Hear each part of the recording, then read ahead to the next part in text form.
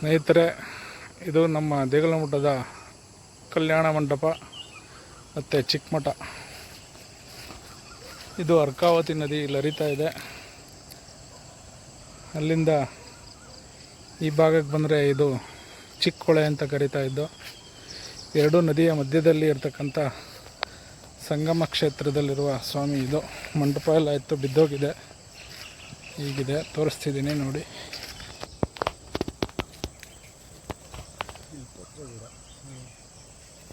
ಹಿಂದೆ ಪೂಜೆ ಪುನಸ್ಕಾರ ಎಲ್ಲ ನಡೀತಿತ್ತು ಈ ಜಾಗದಲ್ಲಿ. ಮಂಟಪ ಎಲ್ಲ ಇತ್ತು. ಏನಿಲ್ಲ, ಖಾಲಿ ಇದೆ. ಲಿಂಗು ಮಾತ್ರ ಇದೆ.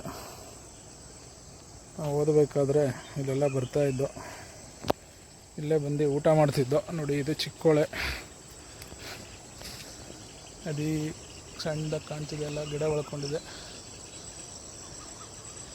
ಇದೆಲ್ಲ ಶ್ರೀಮಠದ ಜಮೀನು.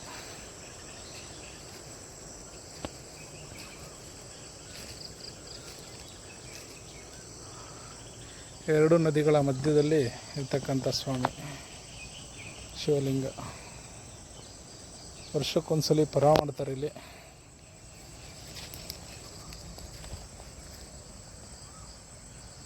ಪೀಠ ಮಾತ್ರ ಉಳ್ಕೊಂಡಿದೆ, ಎಲ್ಲ ಹೋಗ್ಬಿಟ್ಟಿದೆ.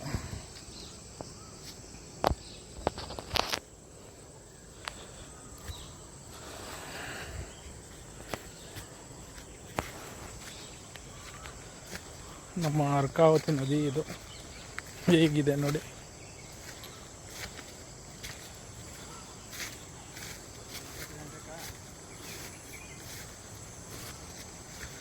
ಮೊದಲು ಈ ಮಠದಿಂದ ಇಲ್ಲಿ ಬರ್ಬೋದಿತ್ತು ನಡ್ಕೊಂಡು.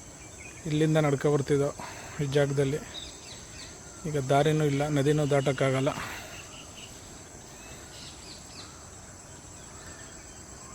ಇದು ಈಗ ಆಗ್ತಾ ಇರೋ ಸೇತುವೆ ಮಠದ ಹತ್ರ. ನೋಡಿ, ಸ್ವಾಮಿ ಇಲ್ಲಿದ್ದಾನೆ. ಈ ಚಿಕ್ಕೋಳೆ ಬಂದು ಮಾತೂರು ಡ್ಯಾಮಿಂದ ಬರ್ತಕ್ಕಂಥ ನೀರು ಮರಳವಾಡಿ ಕ್ಷೇತ್ರದಿಂದ ಹರ್ಕೊಬಂದು ಇಲ್ಲಿ ಅರ್ಕಾವತಿ ನದಿ ಸೇರುತ್ತೆ.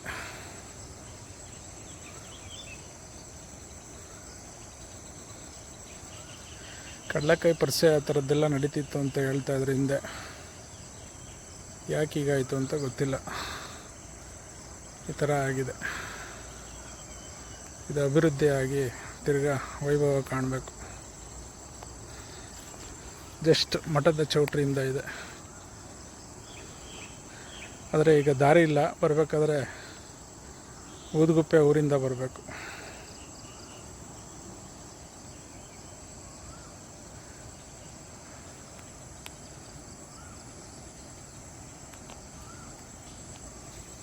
ಒಳ್ಳೆ ಕಲ್ಲಿನ ಮಂಟಪನೇ ಇತ್ತು ದೊಡ್ಡದಾಗೆ. ಎಲ್ಲ ನದಿಗೆ ಬಿದ್ದೋಗಿದೆ. ನದಿ ದಡದಲ್ಲೇ ಇದೆ.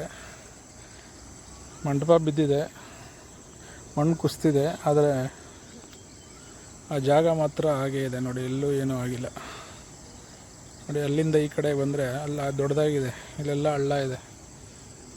ಸ್ವಾಮಿ ಮಾತ್ರ ಉಳ್ಕೊಂಡಿದ್ದಾನೆ ನೋಡಿ. ಈ ಜಾಗ ಏನೂ ಆಗಿಲ್ಲ. ಈ ಮರ ಎಲ್ಲ ಇರೋದರಿಂದ ಅದು ಕಾಪಾಡಿದೆ.